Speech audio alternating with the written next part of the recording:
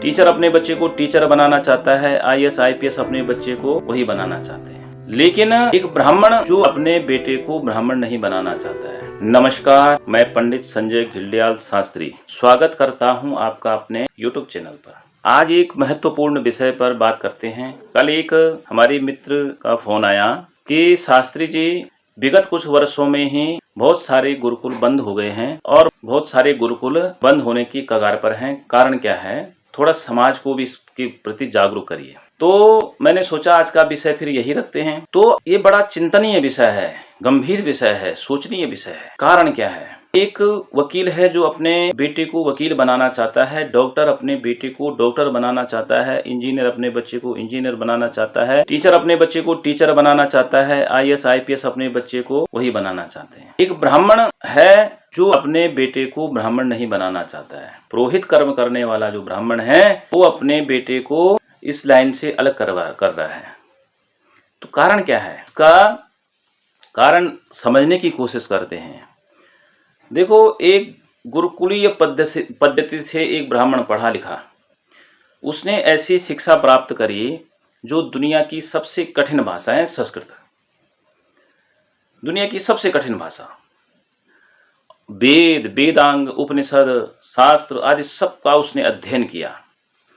और जितना अध्ययन जितनी मेहनत उसने उन चीज़ों में करी, यदि वो इंग्लिश मीडियम में करता, हिंदी मीडियम में करता, तो कहीं बड़ा अफसर बनने के उसके चांस थे, या किसी बड़ी कंपनी में अच्छी नौकरी के उसके चांस बन जाते, लाखों रुपए तनख्वाह होती। अब होता क्या है कि तुमने देखा होगा कि अन्य धर्मों के जो लोग हैं वो कभी भी अपने गुरु का उपहास नहीं करते, मजाक नहीं करते, उनका सम्मान करते हैं, बराबर उनको जो है आदर सम्मान देते हैं। लेकिन सनातन धर्म का दुर्भाग्य देखिए कि कुछ ऐसी विचारधारा के लोगों के बहकाव में आकर के, कुछ ऐसी कुकर्मी पार्टी के बहकाव में आकर के, राजनीतिक पार्टियों के बहकाव में आकर के हम जो है अपने ही गुरुओं का अपमान करना शुरू कर देते हैं। ब्राह्मण सनातन धर्म का गुरु है, ब्राह्मण सनातन धर्म का जो है एक रक्षक है, तो उस गुरु का अपमान करना शुरू कर देते हैं। ऐसे लोगों के जो अपने आप को बुद्धिजीवी कहते हैं, लेकिन विचारधारा उनकी किसी औरों के हाथ में वो खेल रहे हैं, तो उनके बहकाव में आकर के हम अपने ही जो है ब्राह्मण का तिरस्कार करना प्रारंभ कर देते हैं। तो उससे क्या हो रहा है? उससे जो है धीरे धीरे जो शास्त्रीय विधा से पढ़ने वाले ब्राह्मण हैं उनकी कमी होती जा रही है। तो अब उसका देखो मूल कारण क्या है। आप देखते होंगे कि आप विवाह करते हो, विवाह में जो है बैंड वाला आया, फोटोग्राफर आया, और सजावट वाला आया, टेंट वाला आया, नाना प्रकार के खर्चे हुए, सब में जी भर भर के खर्च हुआ। ढोल नगाड़ों की थाप पर खूब गड्डियां उड़ाई गई।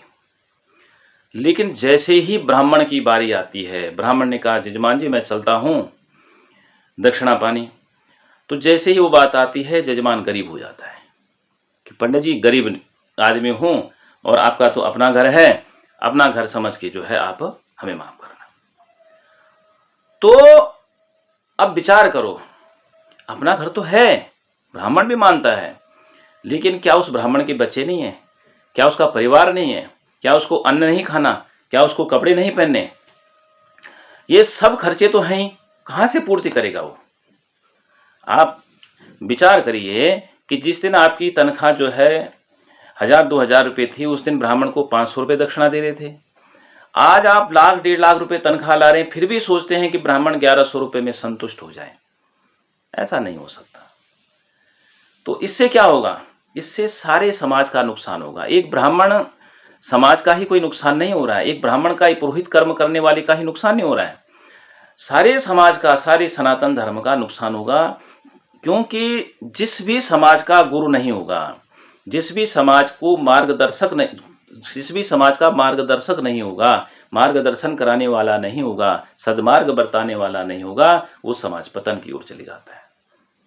तो इसलिए अपने ब्राह्मण का सम्मान करना सीखिए, अपने ब्राह्मण को इज्जत देना प्रारंभ करिए। पहले की तुलना करते हैं, पहले क्या होता था? पहले आप देखते होंगे कि खेती होती थी, खेती में पहला भाग जो है ब्राह्मण को जाता था, हर खेती का। ब्राह्मण के घर में कोई भी कार्यक्रम है, उसके बच्चे की शादी है, कुछ भी है, तो सारा जो है यजमान परिवार ब्राह्मण की यहाँ मदद करने पहुंच जाता था। आज क्या है? पहले अब फिर उसका उनको फल भी मिलता था। पहले 10-10 बच्चे होते थे, कमाने वाला एक, लेकिन उस घर में बरकत होती थी। आज पूरा परिवार कमा रहा है लेकिन बरकत नहीं है। क्यों नहीं है? क्योंकि हमने ब्राह्मण को का त्याग कर दिया है, ब्राह्मण को सम्मान देना छोड़ दिया है, केवल मतलब से ही ब्राह्मण को पूछते हैं, पीछे कर दिया है ब्राह्मण को। पहले हर चीज में ब्राह्मण आगे होता था, ब्राह्मण के कहे अनुसार जो है हर चीज होती थी। पंडित जी जो है हल चलाने का मुहूर्त निकालते थे, कन्या को मायके भेजना है उसका मुहूर्त निकालते थे, बीज बोने का मुहूर्त निकालते थे, हर चीज में ब्राह्मण को आगे करते थे। धीरे धीरे ब्राह्मण को पीछे करने लग गए। आज क्या है? फेरे का समय आया, नाच गाने में तुमने 4-4 घंटे लगा दिए, और जैसे ही फेरे का समय, पंडित जी जल्दी करो, पंडित जी जल्दी करो, फिर वो शादी भी ऐसी तो टिकती है वो भी। तो इसीलिए समाज में आप क्या करो, ब्राह्मणों का सम्मान करना सीखिए। उससे क्या होगा? उनको जब आप सम्मान देंगे, उनको इज्जत देंगे, उनकी रोजी रोटी की आप व्यवस्था करेंगे, तो धीरे धीरे धीरे जो है देखना गुरुकुल भी फिर से शुरू हो जाएंगे। तो क्यों करना चाहिए? उसका वैदिक प्रमाण क्या है? भगवान स्वयं कहते हैं कि विप्र प्रसादात धरणी धरोहम, विप्र प्रसादात अजिताजितोहम, विप्र प्रसादात कमलाबरोहम, विप्र प्रसादात मम नाम राम। कि मैं ब्राह्मणों के ही प्रताप से, ब्राह्मणों के ही तप से जो है मैंने जो है समस्त ब्रह्मांड को धारण किया हुआ है। ब्राह्मण यज्ञ करते हैं, यज्ञ से देवताओं को तप बल मिलता है। तो देवी भागवत में श्लोक आता है एक, कि ब्राह्मणान भोजयेत भक्त्या दक्षिणाभिश्च तोषयेत, पृथिव्याम देव रूपास्ते तुष्टे स्वे स्वीक्षितम फलम। श्रद्धा पूर्वक ब्राह्मणों को भोजन कराएं, नाना विधि दक्षिणाओं से उन्हें संतुष्ट करें, क्योंकि वे विप्र, वे ब्राह्मण पृथ्वी पर देवताओं के स्वरूप में ही हैं।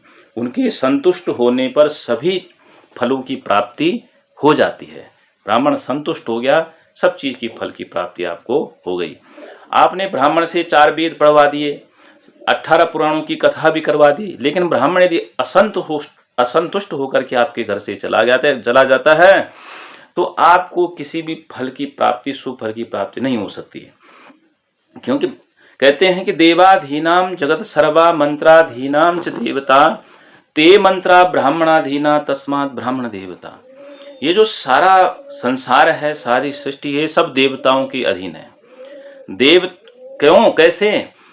देवताओं के ही द्वारा सब चीज प्रकट की जा रही है, पैदा की जा रही है। आपने तो बीज बोया, उस बीज को बड़ा करना, उसमें रंग भरना, उसमें रस भरना, उसमें फल डालना, फूल डालना, ये सब कर्म किसका है? देवताओं का। ये सब देवताओं के। लेकिन वे देवता फिर किसके अधीन है? कहते हैं मंत्राधीनाम च देवता। वे देवता किसके अधीन है? मंत्रों के। ब्राह्मणों ने मंत्र पढ़े, मंत्र पढ़ करके देवता संतुष्ट हुए, और देवताओं ने जो है आपको आशीर्वाद दिया। तो देवता किसके अधीन है? मंत्र के। और ये मंत्र किसके अधीन है? ब्राह्मणों के। ब्राह्मणों के पास जो है ऋचाएं हैं, वेदांग है, और शास्त्र पुराणों का उनको ज्ञान है। तो उनके द्वारा, उन श्लोकों के द्वारा, मंत्रों के द्वारा वो देवताओं का आवाहन, पूजन, विसर्जन आदि करते हैं, जिससे देवता लोग संतुष्ट होते और आपको फल देते हैं। तो इसीलिए कहा कि तस्मात् ब्राह्मण देवता, इसलिए ब्राह्मणों को जो है देवता कहा गया है। तुलसीदास जी कहते हैं कि सापत ताड़त पुरुष कहंता, विप्र पूज असि गाव ही संता। चाहे ब्राह्मण साप दे रहा है, चाहे ताड़ रहा है, मार रहा है, फिर भी वो पूजनीय। कैसे? कि बिना मतलब के तो ब्राह्मण मारेगा नहीं, वो गुरु है समाज का। और गुरु कुम्हार शिष्य कुंभ है, गट गट काटे खूट अंतर, हाथ सार की बार मारे चोट। गुरु जो है अपने शिष्य के उत्थान के लिए, उसके की उन्नति के लिए जो है, उसकी बढ़ोतरी के लिए डांट भी सकता है, उसको ताड़ भी सकता है, लेकिन अंदर से हमेशा यह भाव रहता है कि मेरा शिष्य, मेरा यजमान जो है उन्नति करे, वह प्रोग्रेस करे। इससे जो है क्या होगा, हमें भी उसका फल मिलेगा। भगवान राम कहते हैं किसे, परशुराम जी से, कि देव एक गुण धनुष हमारे, नव गुण परम पुनीत तुम्हारे, सब प्रकार हम तुम संहारे, क्षमहु विप्र अपराध हमारे। हे भगवान, हे विप्र, हे ब्राह्मण देवता, हमारे पास तो एक धनुष है, धनुष माने ताकत, लेकिन आपके पास 9 गुण हैं। 9 गुण कौन से? साम दाम तप शौक क्षमा सरलता ज्ञान विज्ञान और आस्तिकता। ये आपके पास 9 ताकत हैं, इसलिए आप हमारी पूजनीय हैं। जब अच्छा भगवान ने पूजनीय बना रखा है ब्राह्मणों को, शास्त्र इसका प्रमाण है। भगवान श्री कृष्ण कहते हैं कि ब्राह्मणाति क्रवो नास्ति विप्र वेदो विवर्जिता। यदि ब्राह्मण जो है वेद से हीन है तो भी उसका अपमान मत करो, तो भी उसका सम्मान ही करना चाहिए। और मनुस्मृति में कहा गया है कि ये यजंती पितरन देवान ब्राह्मणास हुतासनान सर्वभूतांतरात्मानम विष्णुदेवम यजंते, कि जो लोग देवता ब्राह्मण अग्नि और पितृगणों की पूजा करते हैं, उनको संतुष्ट करते हैं, तो तो वे क्या करते हैं, सबकी आत्मा में रहने वाले भगवान विष्णु को ही संतुष्ट कर देते हैं। ऐसा भगवान विष्णु की पूजा करके भी आप यदि इन सबको असंतुष्ट करते हो, पितरों को ब्राह्मणों को, तो भगवान कहते हैं मैं उससे संतुष्ट नहीं होता, पहले इनको संतुष्ट करना जरूरी है। नारद पुराण में आया है कि विप्रवाक्यम स्मृतम शुद्धम व्रतस्या परिपूर्ययेत।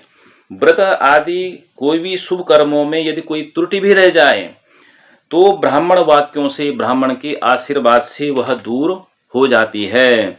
ऐसे ही भागवत में एक श्लोक आता है, मुक्तस्सरतोऽनुघासं तुष्टस्य मय्य विहितैर्निज कर्म पाके।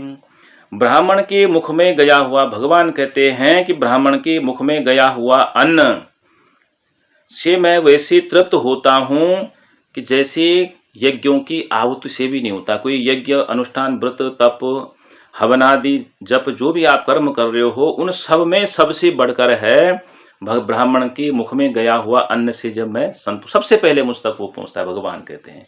इसलिए ब्राह्मणों का सम्मान करना सीखिए, ब्राह्मणों को जो है इज्जत देना सीखिए, और उनके भरण पोषण की पूरी व्यवस्था करने का मार्ग बनाइए, ताकि समाज में जो है अच्छे विद्वान ब्राह्मणों की कोई कमी न हो, और सनातन धर्म जो है निरंतर उसकी जो है जो शास्त्रीय विधा है वो चलती रहे।